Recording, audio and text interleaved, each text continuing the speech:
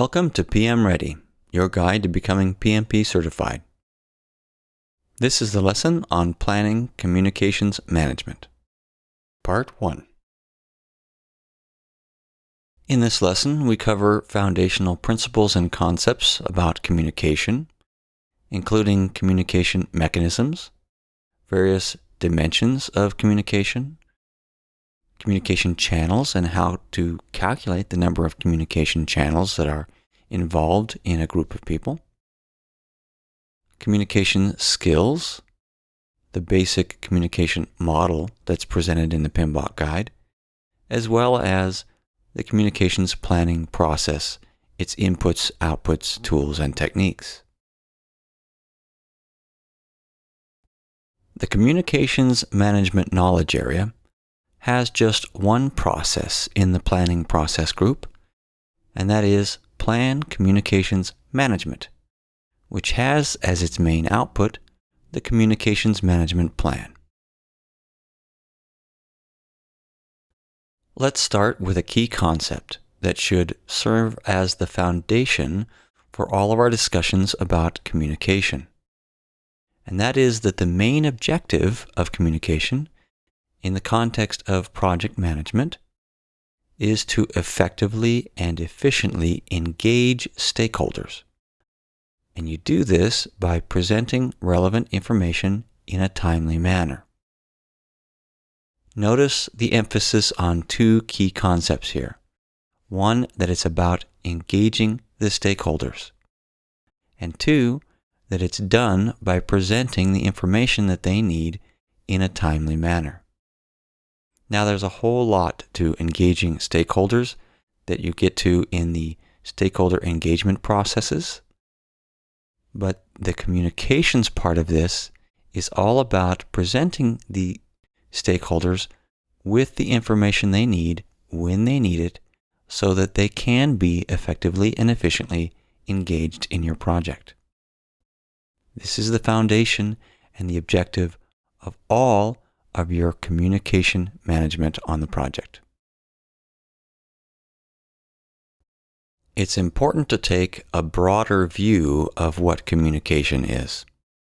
Communication is the exchange of information, whether intended or involuntary, meaning it's more than just what you meant to communicate. Communication also includes communication that you did not intend to communicate. And it's more than just words and information. Communication includes the sharing or exchange of ideas, instructions, or even emotions. The PMBOK guide places particular note or emphasis on the fact that project managers spend most of their time communicating with team members and stakeholders. In fact, they say that research shows that the top project managers spend about 90% of their time communicating. That's quite a lot. You would think that project managers spend more of their time on managing scope and schedule, costs, and all of that sort of thing. But to think that project managers spend most of their time communicating and that the best ones spend almost all of their time communicating, that's an important thing to keep in mind as you plan communications management. Another key point is the importance of relationships. That communication develops those relationships that you need for project success. As you can see, communication and stakeholder engagement are very closely related. As you consider and plan for the different ways that you will communicate effectively on your project, you should keep in mind the different types of communication mechanisms. Communication can be written, or it can be spoken or oral. Communication can be formal or informal. It also includes not only what you say, but the gestures involved, the tone of voice that you use, the facial expressions that you have, The body language, when you're communicating, also communicates information and emotion to people. Another mechanism is the media that you choose to communicate with, including not only the text, but also pictures or actions even that you take. It also, of course, includes your choice of words. Different words have different connotations, and so your choice of words will communicate subtle differences in meaning. Let's take a little bit closer look at some of these communication dimensions. In addition to your communication being written, oral, and nonverbal, including things such as your body language and actions, it can also take on the dimensions of whether your communication is internally focused or externally focused.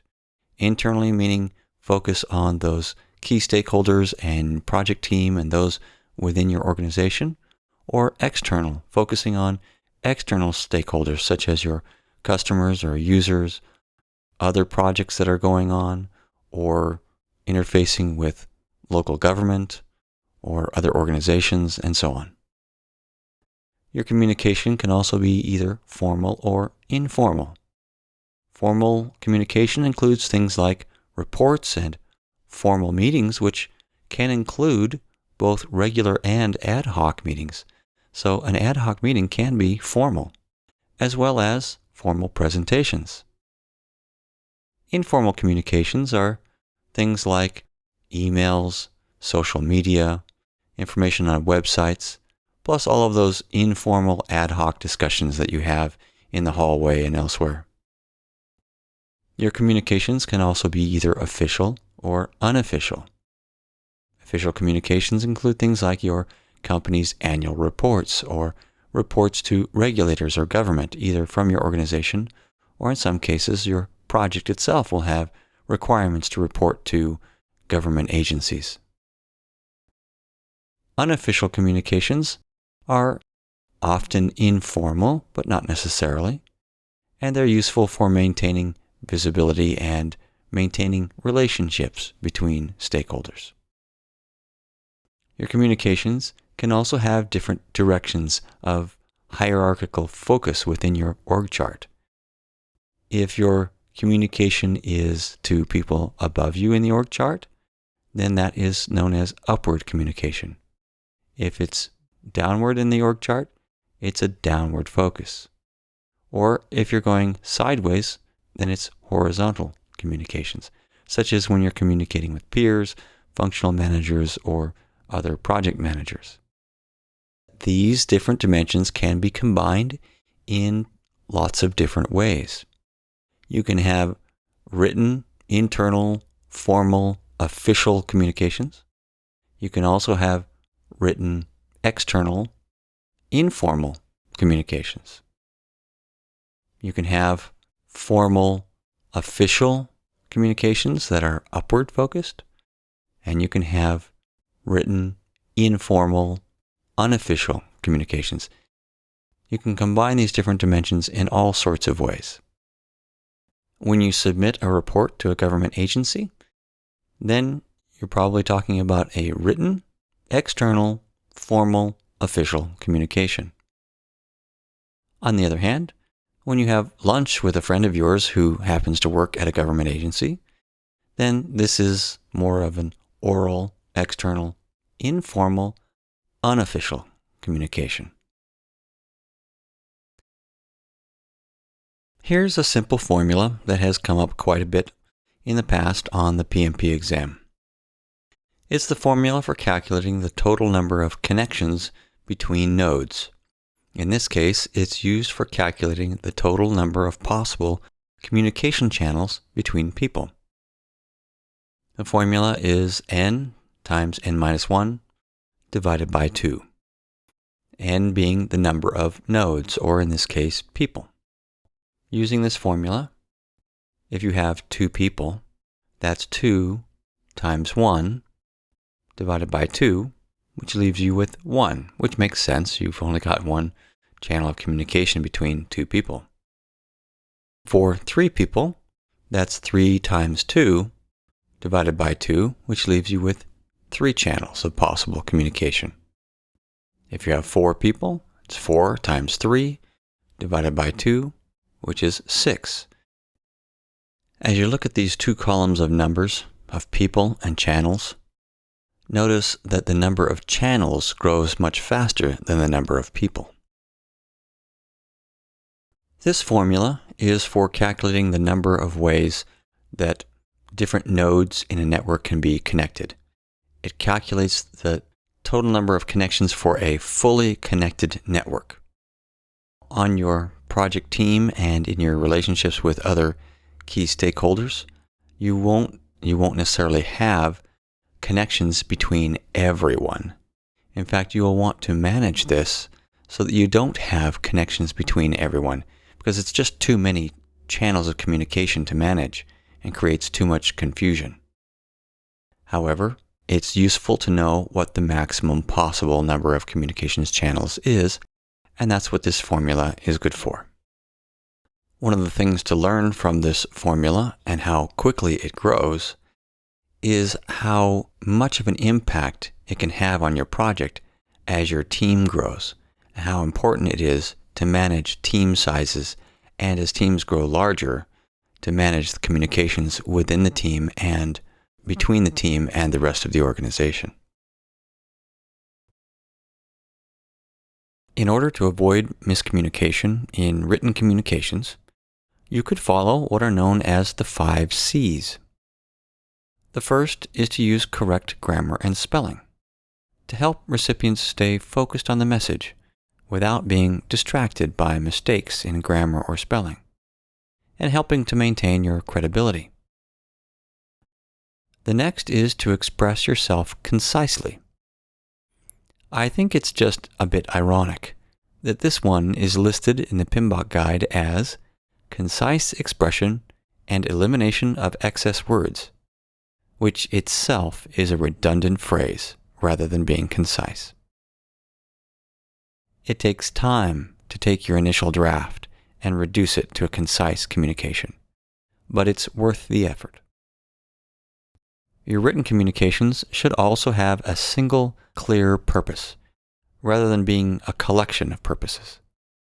Otherwise, the reader is likely to focus on some of these points or purposes and not on others. For example, when I have more than one thing to communicate, I put them into separate messages, such as in separate emails. This way, the recipient is more likely to see each message, and they can address them as separate action items, so that they can each be taken care of, and I'm more likely to get responses to those items that can be addressed immediately without having to wait for a response that addresses them all. And you should make sure that your communications factor in the needs and interests of the recipients. The 4th and 5th C's are closely related. They are coherent logical flow of ideas and controlling the flow of words and ideas. Your content of your communications should be organized so that ideas and points along the way build and support each other in a logical way. And you should control how they're organized, using helpful connecting words and phrases, introductions, summaries, and even charts and graphs. Applying these 5 C's to your written communications can help you communicate more effectively and avoid miscommunications. You see what I did there? I applied the 4th and 5th C's by having an introduction and a summary for this slide. Some specific communication skills that you should develop and apply include active listening, which means that you don't try to multitask when someone's speaking or when you're reading a communication. You focus your attention on the speaker. Your eye contact, body language and position, and so on should all demonstrate that you're paying attention. You should listen to understand rather than preparing your response, and take notes if appropriate. Next on the list is awareness of cultural and personal differences. In some cultures, eye contact demonstrates that you're paying attention. In others, it's seen as aggressive or makes the other person uncomfortable. In some cultures, it's best practice to organize written communications with the main point clearly identified at the beginning, supporting points following this, and then a summary at the end, reiterating the main point. In other cultures, best practice is to leave the main point until the end. Depending on the culture, nodding or saying yes during a conversation can indicate agreement, or it can simply indicate that the listener is paying attention and not that they agree.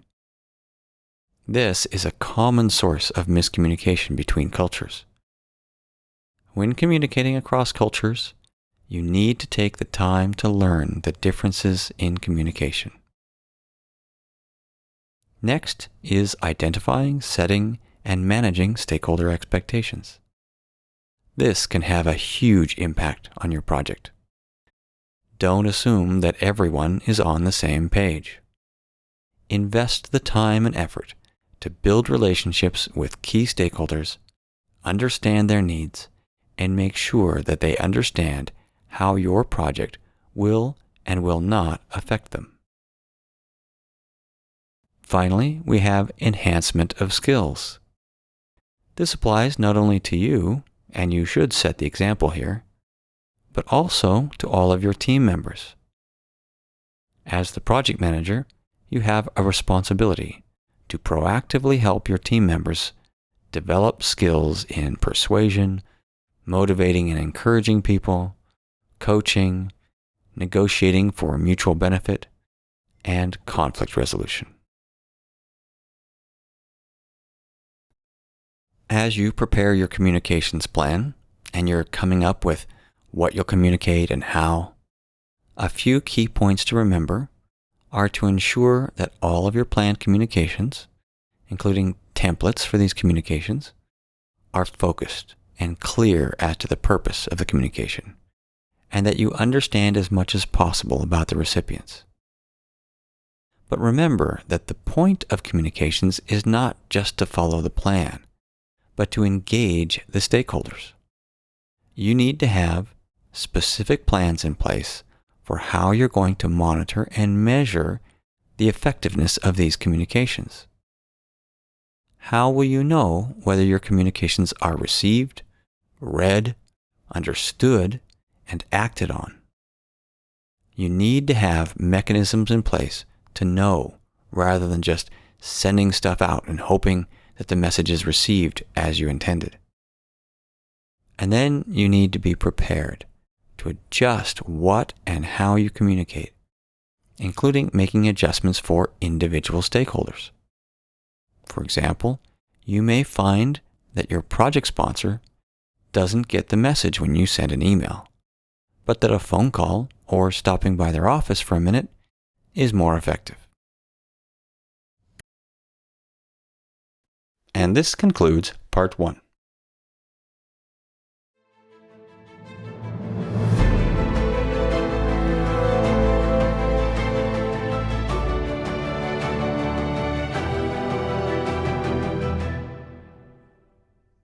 PM Ready is a publication of PM Guaranteed and is based on the Project Management Institute's PMBOK guide.